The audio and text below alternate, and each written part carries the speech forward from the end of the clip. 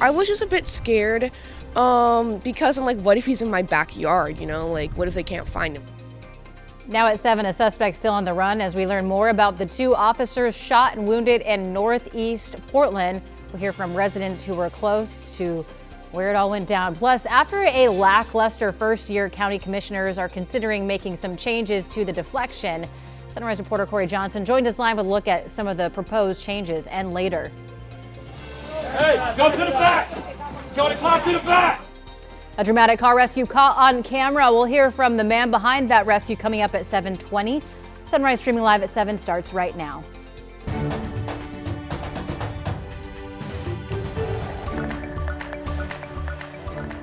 Good morning, and thank you for joining us live at 7 o'clock. I'm China Green. We have Rod Hill, Chris McGinnis. Good night.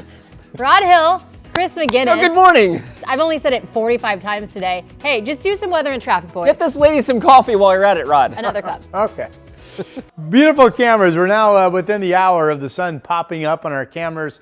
Are showing the blue sky with some little streams or ribbons of some mid to high level cloudiness in the sky. Really pretty looking at Mount Hood. And from the springs at the waterfront, continuing to be one of the colder spots as of late here in the valley, now down to 23 degrees. 23 was the low out at Salem yesterday morning, by the way. Now, here's the Wells Fargo view from downtown. The temperature is out at PDX, 35 degrees, where there's a east-southeast wind of 14, holding numbers above freezing. That is pretty much the range that we're dealing with this morning, low 20s to mid 30s. So we'll go on average freezing, 29 at the bus stop we'll go, 45 degrees at noon. We'll actually already start to feel pretty good after the cold, frosty start. And later today with not much wind away from the gorge, sunshine and 48 degrees. Here is Chris McGinnis. Thank you for that. Yes. China is laughing over here. At you, not with you. Maybe at you. I don't know. With you. Sherman County School District on a 2-hour delay because of frosty road conditions. East of the Cascades, we've been mentioning this ad nauseum. You've been stuck under that low cloud deck for quite a while, so watch out for frosty conditions there. Locally, we've got one trouble spot right now. I want to take you there. I-5 southbound near the Interstate Bridge. An earlier crash right at SR-14. Looks like we still have a couple of emergency crews there. All lanes are open now, but the drive is pretty backed up on that southbound commute. This is the live look at Main Street. The taillights there are headed south. So we got 3 miles of stop and go action there. Right now, about 23 minutes. Get you in from Main Street south to the Fremont Bridge. China, back to you. Thank you, Chris. Developing this morning, the search for a suspect continues after Portland police say this man shot and wounded 2 officers Monday night in northeast Portland. Investigators say that he should be considered armed and dangerous. Our Thomas Schultz joins us from Legacy Emmanuel Hospital in North Portland, where the officers were treated. Thomas, what did residents have to say about this? Yeah, China neighbors told us that they heard gunshots Monday night, followed by that search which lasted around 6 hours in their neighborhood early into the Tuesday morning hours. I woke up maybe like super early this morning. It sounded like there were like dogs and people like in my backyard in front of my porch. So I was like assuming that was still the police activity going on. I was just a bit scared because I'm like, what if he's in my backyard, like what if they can't find him? Like what if my family is at risk? This all started just before 8:30 Monday night when police responded to Northeast 21st Avenue and Clackamas Street after receiving a call about a man with a knife. When officers arrived, they located the suspect between Northeast 16th and 17th Avenues. That's when police say this man shot 2 officers. Tuesday afternoon, police say one of those officers was released from the hospital. The other, a 17-year veteran, remains hospitalized and stable. 1 inch can make all the difference when you're dealing with gunshot wounds, and the outcome could have been far worse. Now, police are still looking for that suspect who they say should be considered armed and dangerous, China. And Thomas, is there anything that police are asking from the public to help in the investigation? Yeah, they are. They're asking for any Ring camera footage or surveillance video from people's homes, predominantly people who live between Northeast 15th and 19th and from Broadway to Multnomah. The video footage they're looking for is from 7 o'clock Monday night to 7 a.m. Tuesday morning. And for more details about exactly how to get police that footage, if you have it, or what they're looking for, visit the City of Portland website and toggle over to the police department page. China. All right, Thomas Schultz reporting live for us this morning. Thank you, Thomas. In Hillsborough, police have arrested a 23-year-old for numerous sex abuse crimes and are asking additional victims to come forward.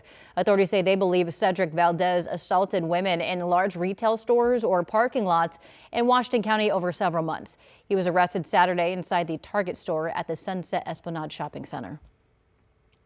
This afternoon, a man is expected to enter a guilty plea after he was arrested on numerous charges, including rape, accused of sexually assaulting a woman he met on a dating app at gunpoint. A warning, the details of the story may be difficult to hear. But on August 9th, 2024, court documents show Damani Anderson met a woman on Tinder and took her to an abandoned building in North Portland where he allegedly threatened her with a gun and sexually assaulted her.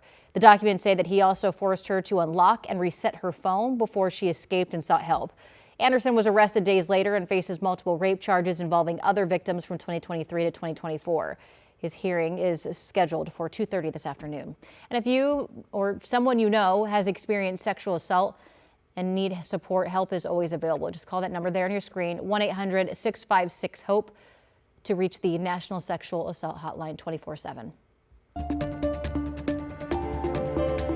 Multnomah County commissioners are working to reshape what some are calling a struggling deflection program. Deflection refers to the option of choosing treatment over jail for some people caught with small amounts of hard drugs. Sunrise reporter Corey Johnson joins us live with the details on the changes they're considering.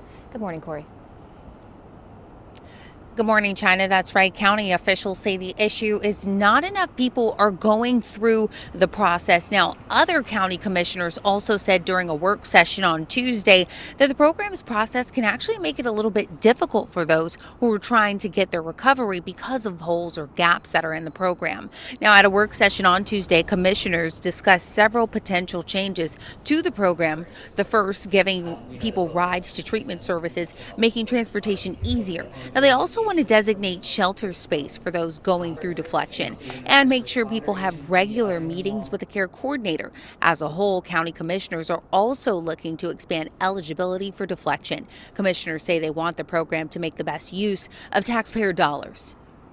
The county is spending about $5 million a year on Deflection Pathway Center, and that we need to make sure that that money is being well spent, that it actually is resulting in better outcomes for the individuals who are going through deflection. Now, the potential changes still need to be finalized by county commissioners. Once that happens, the state's Criminal Justice Commission must approve those changes as well. Coming up, we talk more about how many people took part in deflection during its first year. That's coming up at 8. Back to you. Corey, thank you. In Salem, you may notice a new kind of emergency response vehicle on the streets. The city of Marion County have officially launched the REACH team, which stands for Rapid Engagement Assessment and Community Health. It's similar to Portland Street Response. The idea is to pair first responders with behavioral health specialists when responding to behavioral health calls. Then they work to connect people struggling with substance use or mental health issues to the community service. This approach is intended to improve health outcomes for individuals, reduce strain on the 911 system, decrease emergency room visits, and ensure fire and EMS crews remain available for the most serious emergencies. The team is part of Salem's Safe, Clean, and Healthy initiative, a broader effort to improve safety and livability in downtown and Northeast Salem.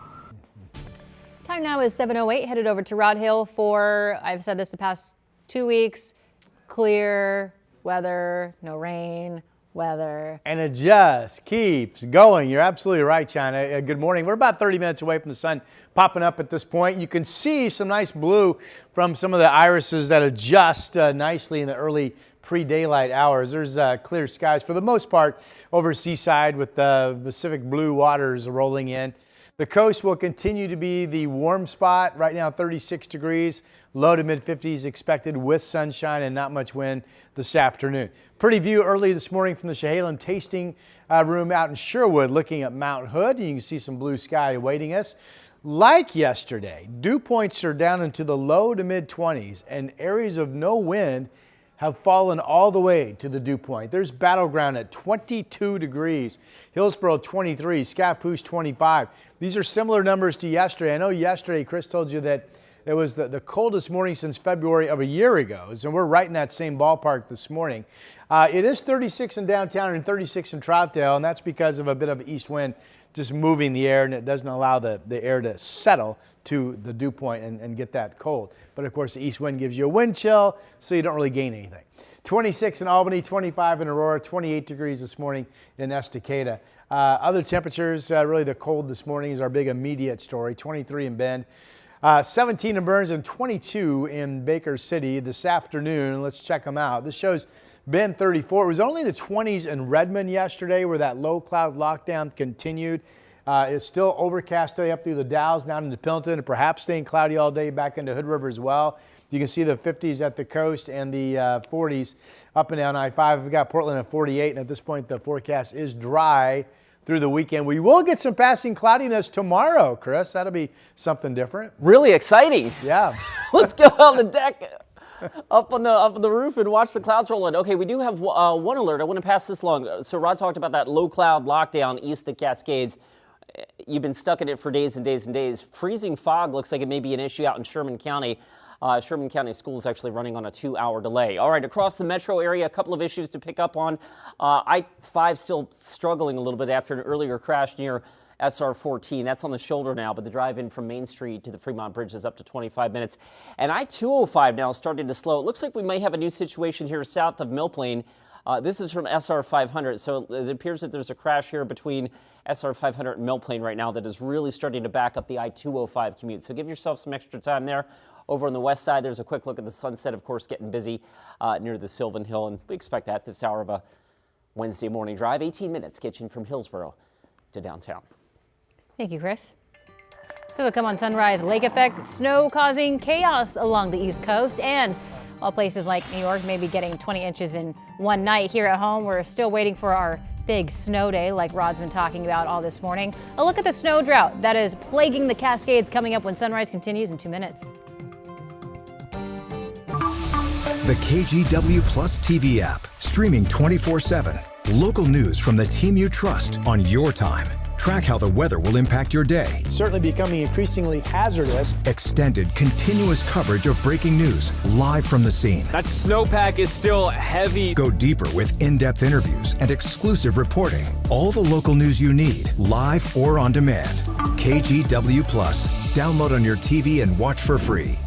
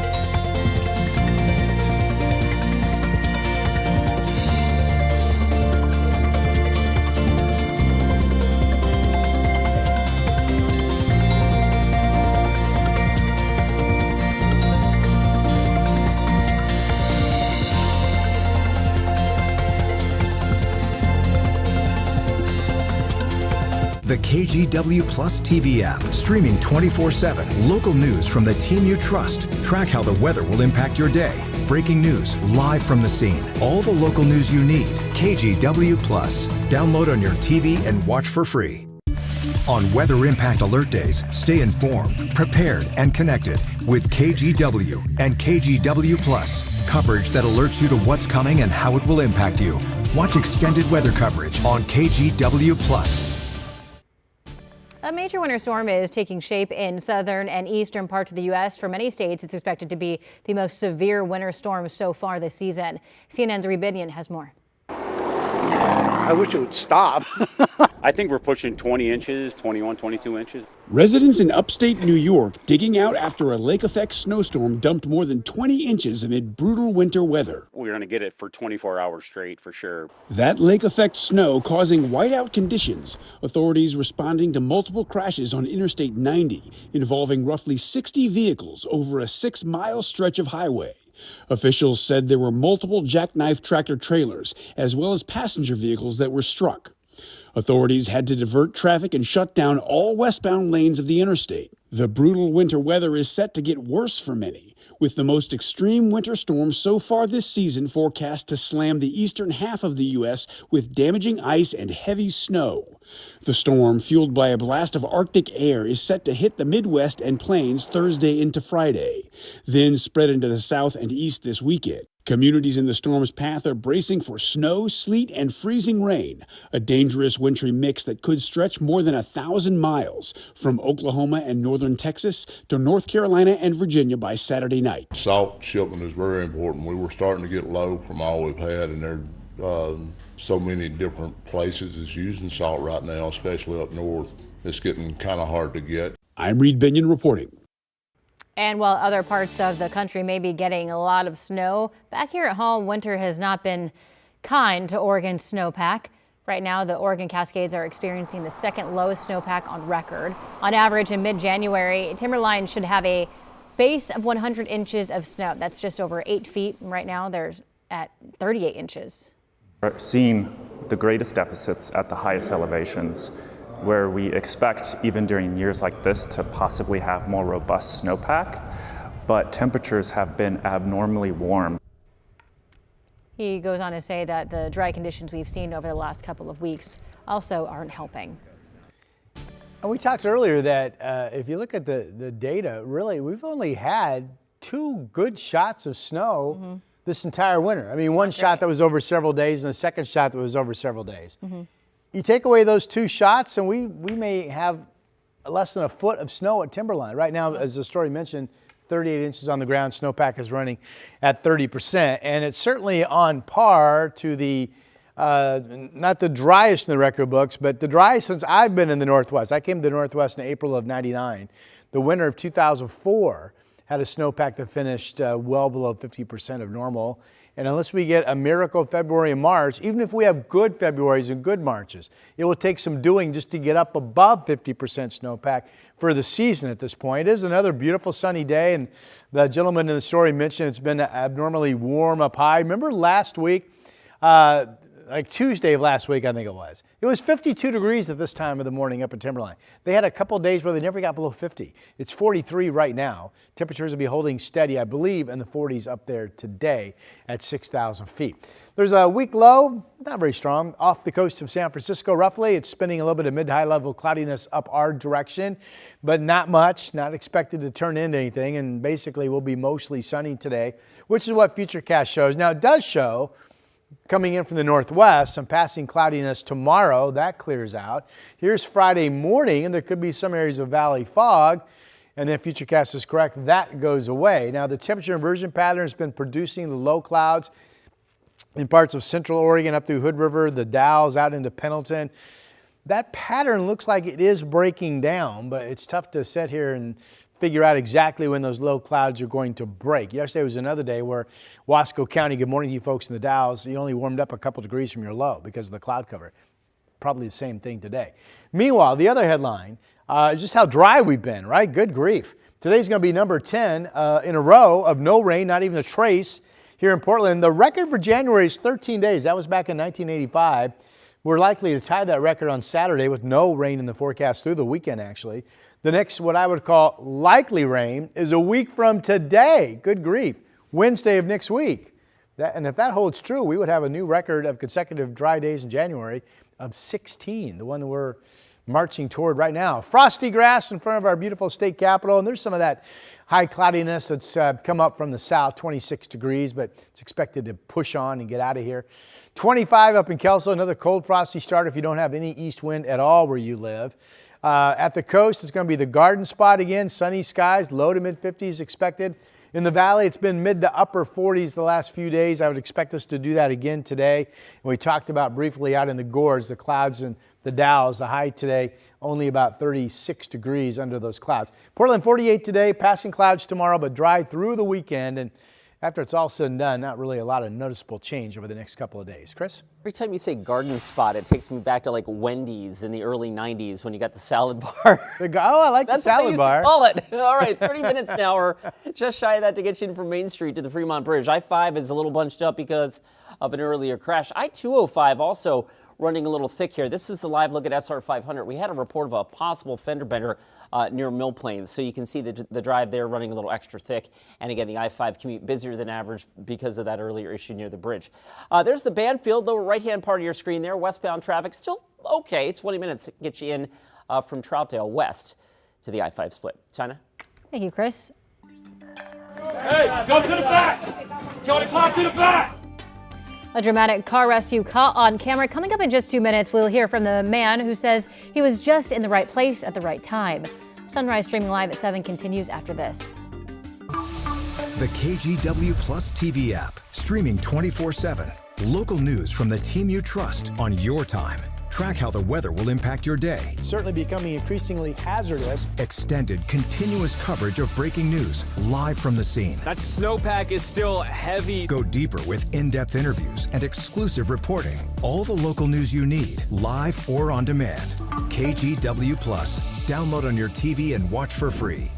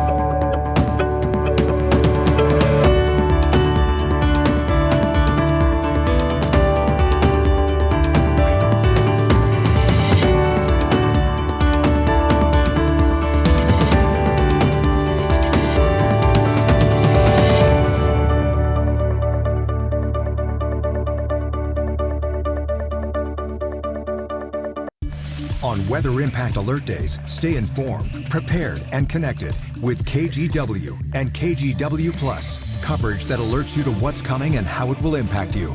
Watch extended weather coverage on KGW Plus. The KGW Plus TV app, streaming 24/7. Local news from the team you trust. Track how the weather will impact your day. Breaking news live from the scene. All the local news you need. KGW Plus. Download on your TV and watch for free. Now to an incredible rescue in Virginia Beach. A man eating lunch wasted no time jumping into the freezing water to save a woman's life. Her car went off the pier into the water. And NBC's Liz Croy spoke with the rescuer, who says he just so happened to be in the right place at the right time. Hey, go to the back! Jody, climb to the back! A heart-racing moment caught on video in Virginia Beach. A group of Good Samaritans jumping into frigid waters to rescue the driver of this sinking SUV that within minutes was underwater. It's tilted! The man here is Jeremy Way, a longtime rescue swimmer in the Navy, who tells us he just happened to be eating lunch there when he heard a loud splash. Oh my God. In that moment, what's going through your mind? There's a person in the water. That's all I cared about. Our motto is so others may live. Not going to stand by the wayside. Way says in the water, he began talking to the woman behind the wheel, who he says appeared to be going through a mental health crisis and didn't want to unlock her seatbelt. Eventually, he helped convince her, and with the car nearly fully submerged in the water, they managed to get her out. He pulls her out like right at the nick of time. I helped grab her and I threw her on my hip. She was crying and I was holding her. And officials say the driver and the Good Samaritans were taken to the hospital with non-life-threatening injuries. Way says just today he got a call from the driver's brother thanking him for saving his sister's life. At the end of the day, it was just a lot of good people in the right place at the right time that were able to give this woman a second chance. Liz Kreutz, NBC News. And a reminder that if you or someone you know needs help, there's always someone to talk to. The National Suicide Prevention Hotline is available 24/7. Just dial 988. Now to your morning rush. U.S. military forces have taken control of the 7th oil tanker connected with Venezuela. U.S. Southern Command confirmed the seizure on social media, saying it was apprehended without incident. They add that the seizure, quote, demonstrates our resolve to ensure that the only oil leaving Venezuela will be oil that is coordinated properly and lawfully. Vice President J.D. Vance is headed to Minneapolis Thursday to meet with local leaders as immigration enforcement tensions remain high. His visit comes after the fatal shooting of Renee Good by a federal ICE agent, which has sparked protests and criticism of federal tactics.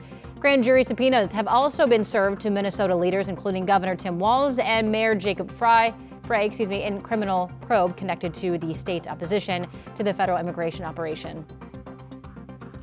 And Netflix says it's now prepared to pay all cash for part of Warner Brothers Discovery. It's offering $27.75 per share. Netflix only wants the part of the company that includes HBO and the movie studio. Paramount is trying to buy all of the Warner Brothers Discovery for $30 a share. Netflix hopes that the new offer will fend off the hostile takeover. And after nearly 3 decades with NASA, astronaut Suni Williams is turning in her spacesuit. Williams joined NASA in 1998. Her most recent mission was on the Boeing Starliner with fellow astronaut Butch Wilmore, where they two ended up stuck in space for nearly 10 months. While Williams and Wilmore have both repeatedly said they enjoyed their extended time in outer space, both are now retired. And that's your Morning Rush. President Trump addressing the World Economic Forum today in Switzerland, where he's face-to-face with European leaders frustrated by his push to take over Greenland and his new tariff threats against European allies. I'm Alice Barr in Washington with the latest details coming up.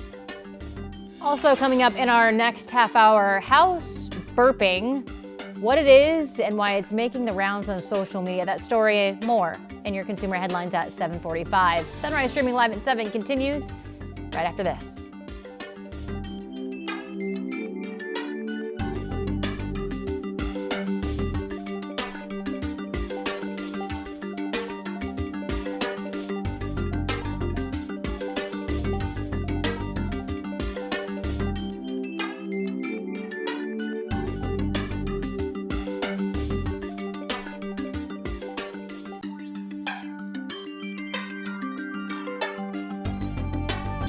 We have now issued a weather impact alert. We could expect conditions in some parts of our area to change drastically pretty soon, right? And very quickly, yes.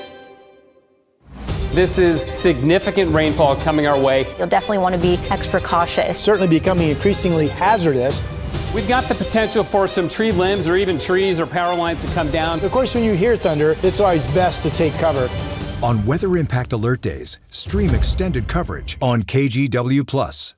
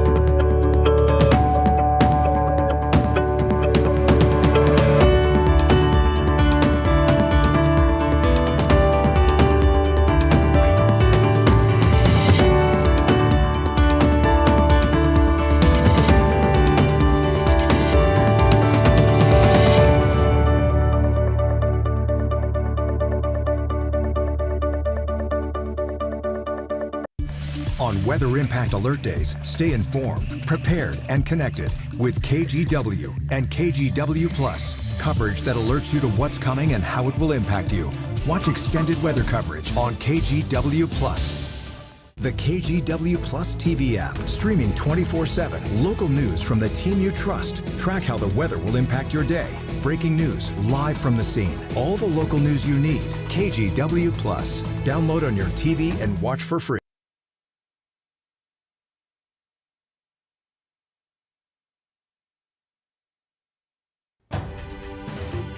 We're coming up on 7:29 on your Wednesday morning drive. A little extra slow out of Clark County this morning. There's I-5 near Main Street. The southbound commute still suffering because of an earlier crash near the interstate bridge. I-205 is also pretty thick. This is up near SR 500. We had a report of a fender bender near Mill Plains. So you put those together, we're a little slow on that side of town. Almost 30 minutes right now to get you in from Main Street. Heads up in eastern Oregon, Sherman County schools. You know about this, Rod, with the low cloud lockdown, icy roads, and maybe fog to blame for a 2-hour delay for the Sherman County School District. And it's cold. You know, a lot of those areas Chris just referred to never got above freezing yesterday. In Central Oregon, Redmond Only got up to 28 under cloud cover as well. Here's the coast. Now this is the opposite. This is sunny skies and 50s coming later today from our Chinook Winds Casino Resort camera in Lincoln City. We have some cloudiness coming up from the south, but generally this will be a mostly sunny day. Vancouver, one of the cold spots, 23 degrees currently from the springs at the waterfront, just like yesterday, 23. 35 out of PDX with a touch of east wind. We'll be into the mid to upper 40s with mostly sunny skies later today.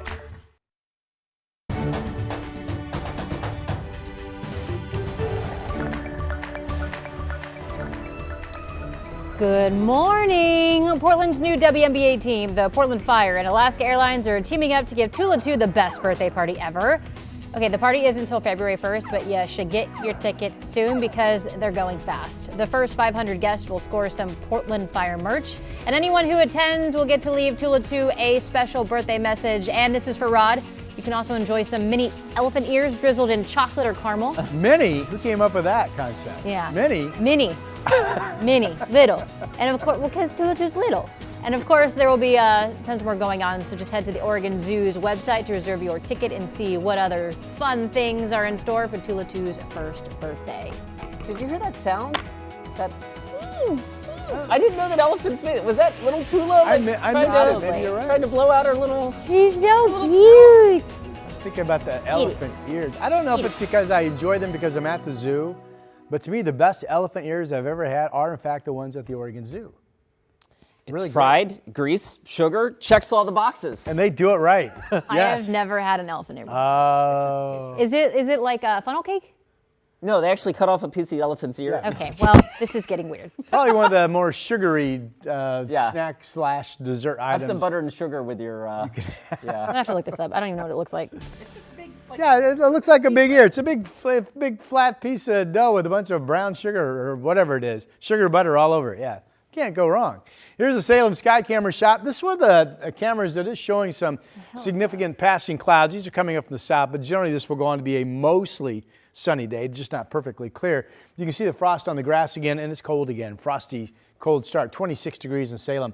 Some cloudiness over downtown. 35 is the number out at PDX. This is interesting because think about your map. So you know where PDX is on the south side of the Columbia River. East-southeast winds at 14. You jump just across the river and go slightly, I do mean slightly, to the west, and you come up at Pearson Airfield where there's no wind, and it's 23 degrees. A 12-degree difference between the north side of the Columbia and the south side of the Columbia. Just crazy. Portland goes on to be sunny, 45 degrees at noon and 45 at 5 p.m. Chris, you noticed that we started talking about it, and it is something, I don't know if there's another spot in the entire country in under a mile you can get that type of a wind / temperature difference. It sounds like a good PhD meteorology dissertation, I think, for the budding meteorologists out there. Get to work on that. Let us know what you find. All right, let's get you out the door. Speaking of the Columbia River, the drive across the Columbia is extra slow this morning. This is I-5. It's just south of Main Street. That's really slow because of an earlier crash near the Interstate Bridge. And this is I-205. We had a report of a fender bender near a mill plane. That looks like it's clear, but the drive right now, we're looking at just shy of 30 minutes on the I-5 commute, Main Street to the Fremont, and about 20 minutes from Patton Parkway to Interstate 84. The rest of the drive times are about what you would expect this hour of a Wednesday morning drive. 25 minutes right now gets you in from Hillsborough. And a reminder, of course, for the really just yucky air east of the Cascades, the fog and the occasionally freezing fog, Sherman County right now is saying roads are slick. So Sherman County schools under a 2-hour delay because of icy roads. China, back to you. Thank you, Chris. New this morning, a Sherwood man arrested as part of the January 6th attack on the U.S. Capitol is now running to be Oregon's next governor. Sunrise reporter Thomas Schultz joins us live with what we're learning this morning. Thomas. Hey, good morning, China. Yeah, the man's name is David Medina, and he's from Sherwood. He pled not guilty to several charges, including a felony charge and several misdemeanors for allegedly breaking into the Capitol and vandalizing it. He was then pardoned by President Trump, and since then, Medina has accumulated a big following on X, where he has more than 80,000 followers. He's been lobbying his followers as well to back him in the Republican primary against Oregon State Senator Christine Drazan. Drazan lost to Governor Tina Kotek by just 3.5% in a run for governor back in 2022. In an X post, Medina says he is not splitting the Republican vote because he'd have to win the primary first. He adds his campaign has had a historic turnout for volunteers. Back in 2020, a probable cause document showed Medina tried to break signs above Representative Nancy Pelosi's office. Court documents also allege Medina was involved in an intrusion at the Oregon State Capitol back in 2020. Now, that Republican primary will be held on May 19th, where voters will determine if Medina or Drazen or another candidate faces, presumably, Governor Tina Kotek. China? And Thomas, thank you. And earlier this morning, President Donald Trump told European allies he will not use force to take Greenland as part of his address to the World Economic Forum. NBC's Alice Barr has more from Washington, D.C. President Trump today addressing the World Economic Forum in Davos, Switzerland, arriving behind schedule after a minor electrical issue with Air Force One. The president heading into diplomatic turbulence over his push to take control of Greenland, a strategically important Danish territory that he argues is too vulnerable to threats from China and Russia. How far are you willing to go to acquire Greenland? You'll find out. Many European leaders will be in Davos as they weigh countermeasures to President Trump's threatened tariffs on Denmark and 7 other allies that oppose his efforts to buy Greenland. We have no interest in picking a fight, but we will hold our ground. Among the European Union's tools to respond, what's known as the trade bazooka that could ban U.S. goods from European markets. President Trump saying in a new interview he would match any EU actions. And it's going to go ricocheting backward, but we're not looking at that. We'll probably be able to work something out.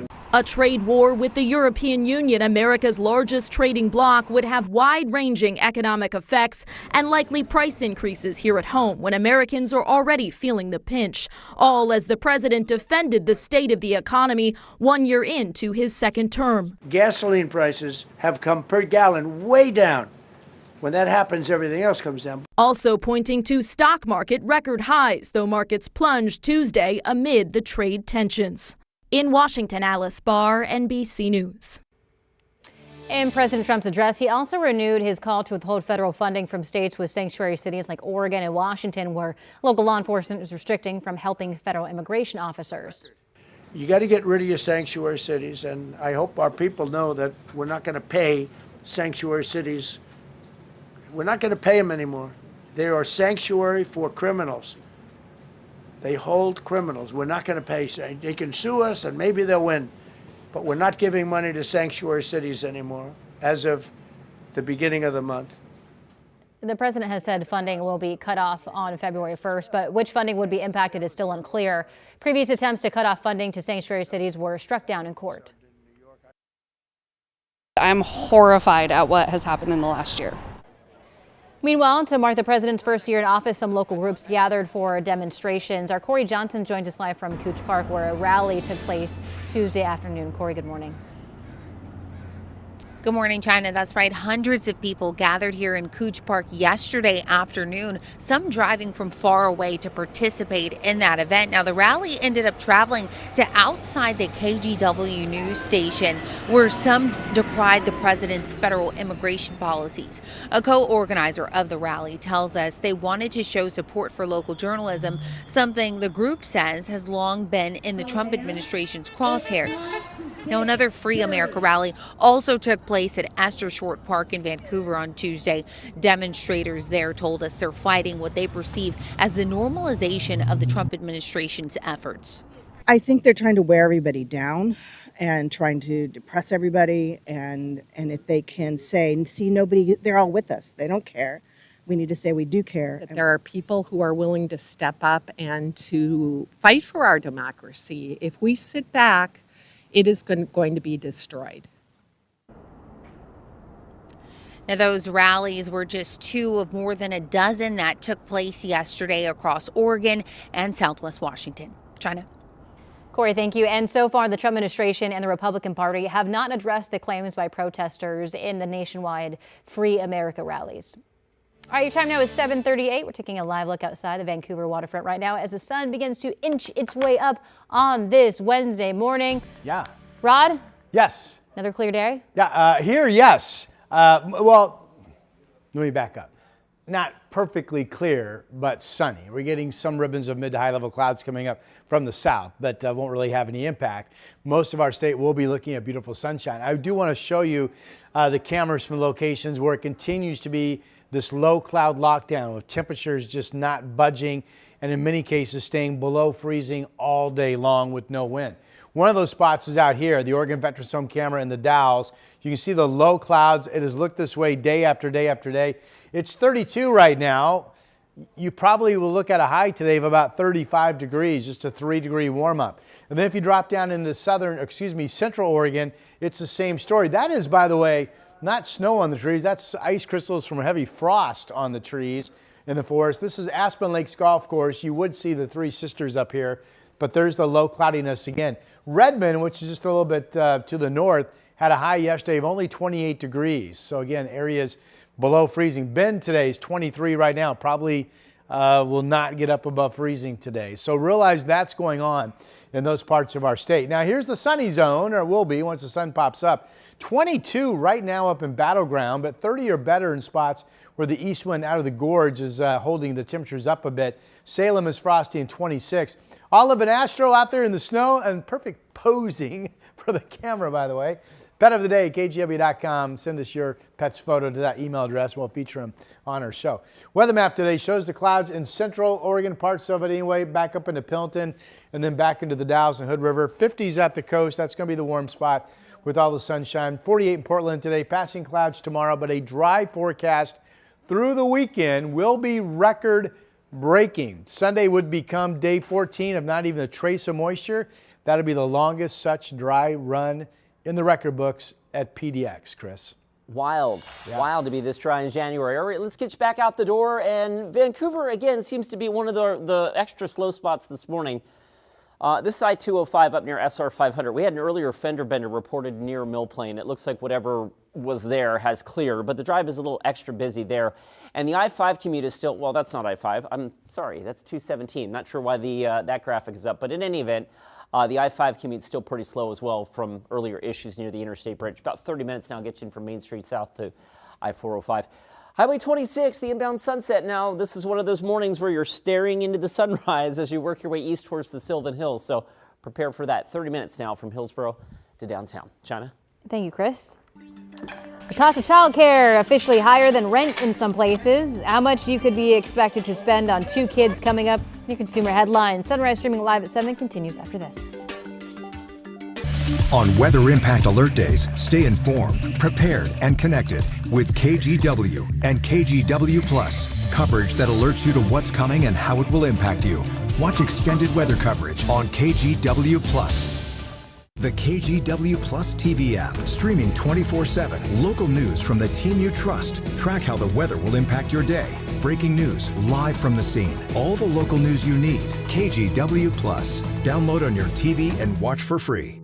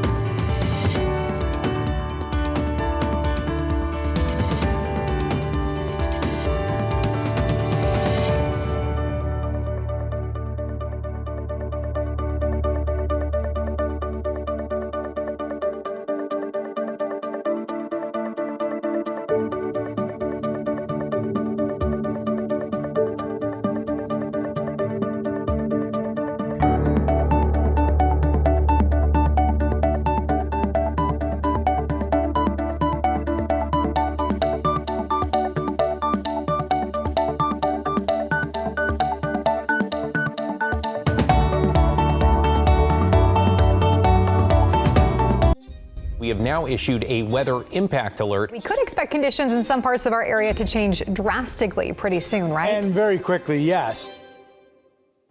This is significant rainfall coming our way. You'll definitely want to be extra cautious. Certainly becoming increasingly hazardous. We've got the potential for some tree limbs or even trees or power lines to come down. Of course, when you hear thunder, it's always best to take cover. On Weather Impact Alert Days, stream extended coverage on KGW Plus. Now Now for a look at your consumer headlines, new research from LendingTree shows that parents need to earn about $400,000 per year to comfortably afford childcare for 2 kids. That same study also found that childcare costs are surpassing the cost of rent in many U.S. cities. The average cost for a child for the care of an infant and a 4-year-old are about $28,000 a year. New research from the compensation firm PayScale finds that more employers plan to give peanut butter raises in 2026. So that means pay raises will be spread evenly across the workforce rather than merit-based increases. The report found that 25% of companies are planning to give employees identical raises, with another 18% considering the approach. And Netflix has announced that by the end of 2025, they had more than 325 million global paid subscribers. That's up from just 301 million the year before. The announcement comes as Netflix says it plans to overhaul its mobile app later this year to compete directly with YouTube, Instagram, and other social media apps. They say that they will be adding vertical video feeds, which will show short, swipeable clips from Netflix shows and movies similar to TikTok and Reels. All right, there's a new home trend that may be another example of something old turned new again. It's called house burping, and it's when you air out your house even when it's freezing outside. And it turns out it may actually have some benefits. Emily Ikeda explains. While frigid temperatures have millions avoiding the outdoors, these days some folks are welcoming the cold into their homes.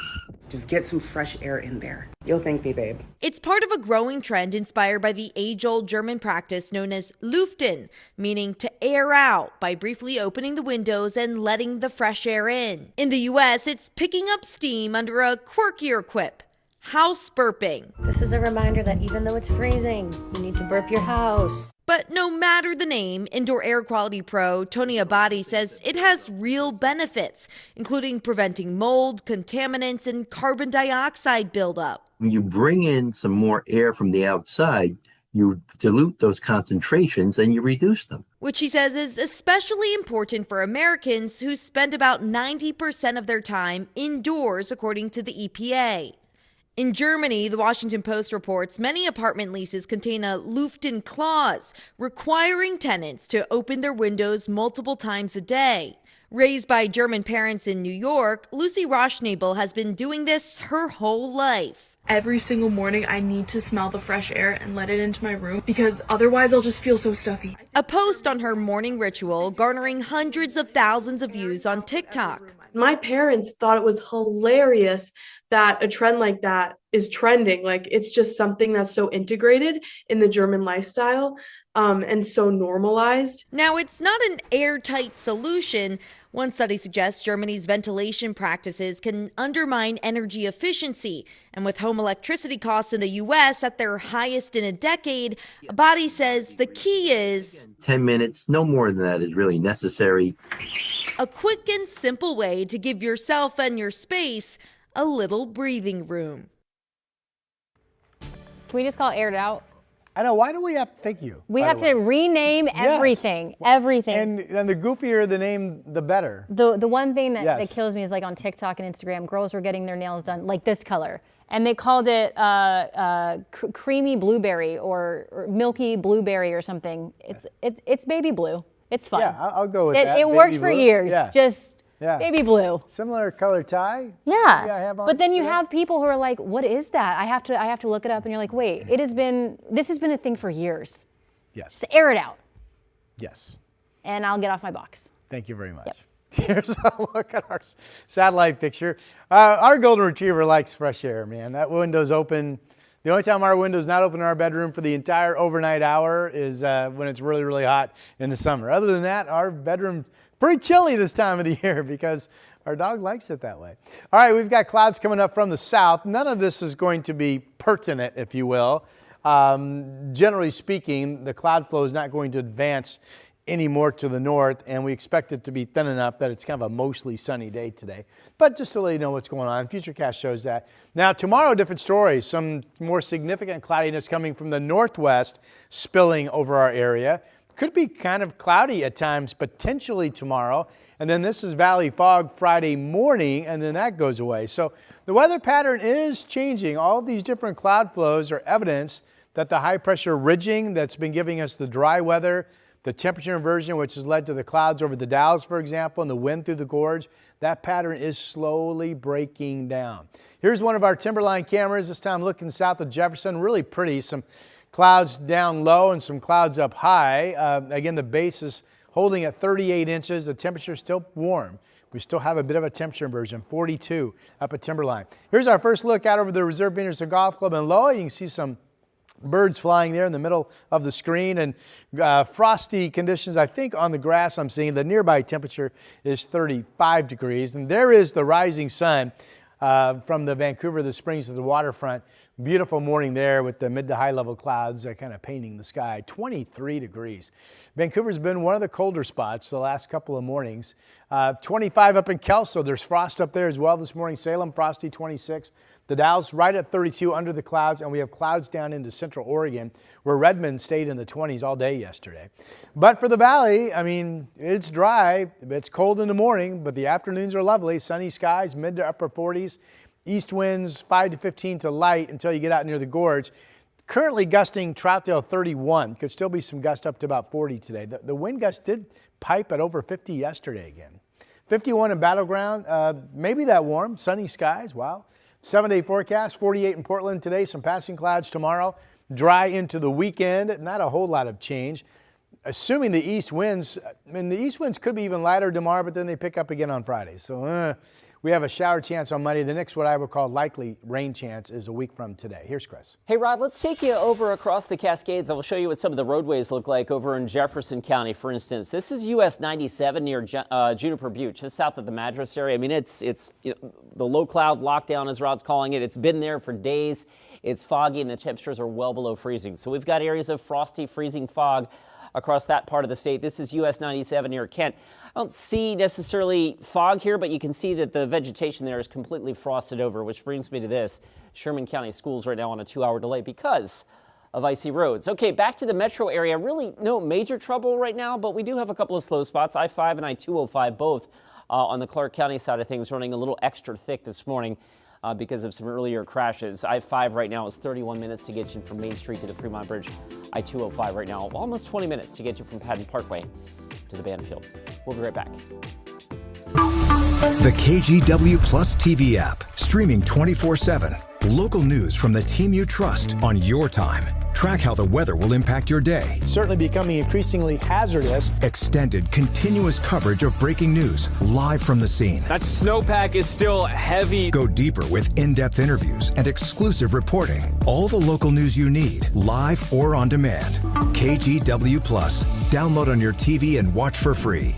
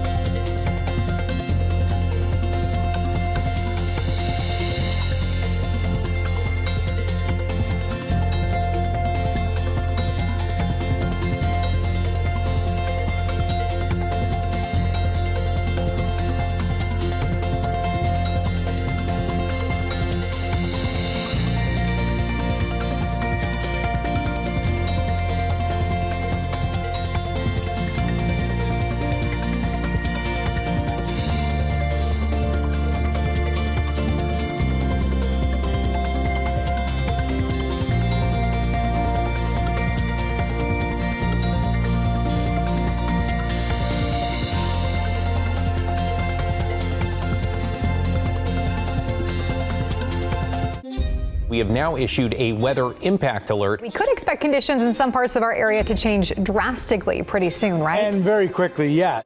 This is significant rainfall coming our way. You'll definitely want to be extra cautious. Certainly becoming increasingly hazardous. We've got the potential for some tree limbs or even trees or power lines to come down. Of course, when you hear thunder, it's always best to take cover.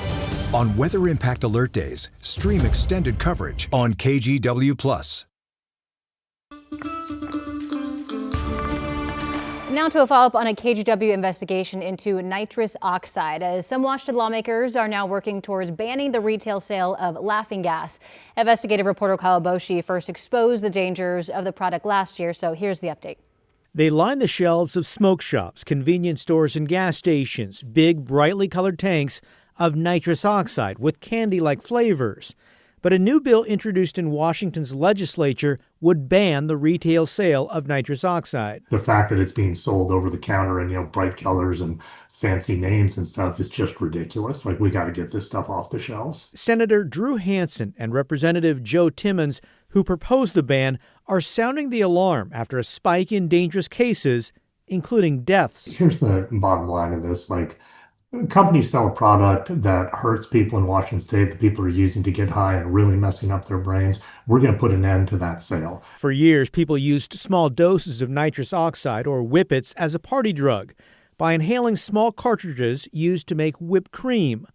But a KGW investigation exposed how this potentially dangerous drug has grown in popularity and the consequences of misuse, including a Gresham couple temporarily paralyzed. I completely lost it and I couldn't walk. I had to physically learn how to walk again. In May, Oregon lawmakers passed a bill making it tougher for kids to access nitrous oxide. I just don't think that people even realize what this is or what it does or how easy it is to get it. The proposed retail ban in Washington would allow exemptions for legitimate use, such as medical, dental, or culinary. But selling nitrous oxide in convenience stores or gas stations would be banned. The Washington bill is headed to committee, where a hearing will be held in the next few weeks. As for similar legislation in Oregon, a proposal is expected next year.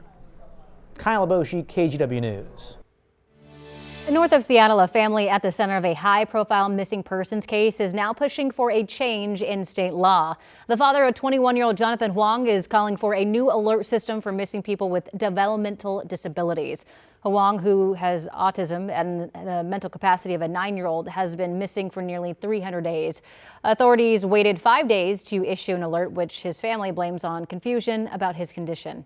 Despite our family sharing that he wouldn't be able to get home, with the purple alert, it would be, really, really clear who it applies to and who it doesn't. And the bill would also create an ebony alert when Black people go missing. Coming up at 8, KGW Sunrise continues live on KGW Plus with county commissioners reshaping a program aimed at providing treatment over jail time.